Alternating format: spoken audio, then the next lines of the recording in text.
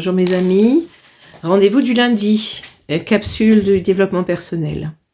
La première vidéo que je vous ai envoyée donc il y a une semaine traitait du fait d'exister, de venir exister et seulement en deuxième lieu coexister. Et c'est cette partie que nous allons travailler aujourd'hui. Je voudrais vous préciser en fait que nous sommes comme des cellules, nous avons une membrane. Et si nous voulons communiquer sainement, il faut communiquer de membrane à membrane.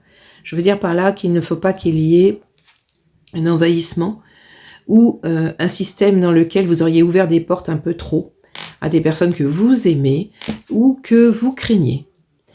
Donc l'envahissement n'est jamais bon pour personne, ni pour la personne qui vous envahit, ni pour vous qui vous êtes laissé envahir. Qu'est-ce qui va se passer à ce moment-là? Ça va déclencher plein d'émotions. Vous êtes en fait perturbé par comme un virus qui a une énergie qui n'est pas la vôtre. Et donc cette énergie vient perturber, parasiter en fait votre bien-être quotidien et votre énergie propre. Donc on va chercher à fuir en fait la problématique. Certains vont plutôt devenir arrogants et essayer de se défendre par non pas la violence mais la réaction vive. Mais d'autres, et c'est souvent le cas, vont plutôt se refermer comme des coquilles. Et à ce moment-là, se retirer le plus possible. Commencer à mettre en place des systèmes d'évitement pour ne pas se laisser plus envahir. Alors qu'en fait, qu'est-ce que l'envahissement? C'est, à un moment donné, j'ai eu tellement peur d'être dans un manque affectif que j'ai laissé en fait la personne bien trop près dans mon système personnel. Et donc, je ne peux plus refermer cette porte.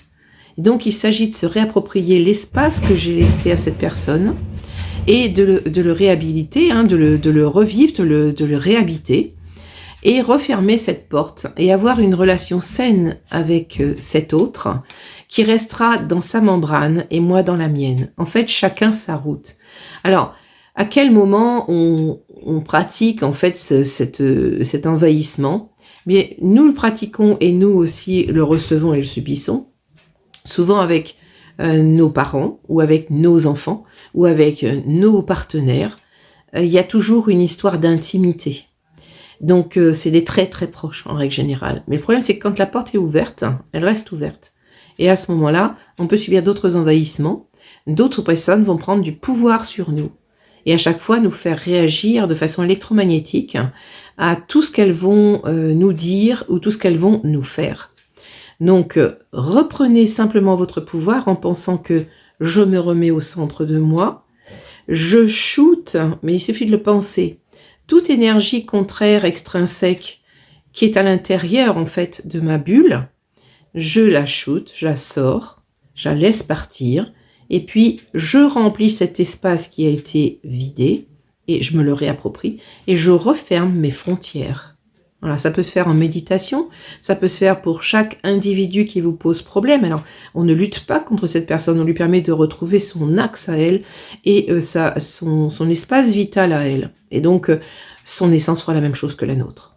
Et là, on aura des relations qui seront saines.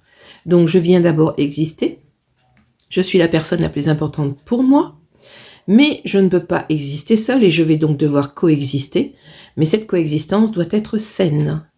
Donc rappelez-vous, je suis la personne la plus importante pour moi et je ferme mes frontières, c'est juste le penser, et ça va se faire d'office. Et là, les personnes autour de vous ne pourront pas empiéter, ne pourront pas rentrer parce que vous aurez fermé à clé. Mais fermer à clé ne veut pas dire se distancier, ne veut pas dire rejeter, ne veut pas dire couper.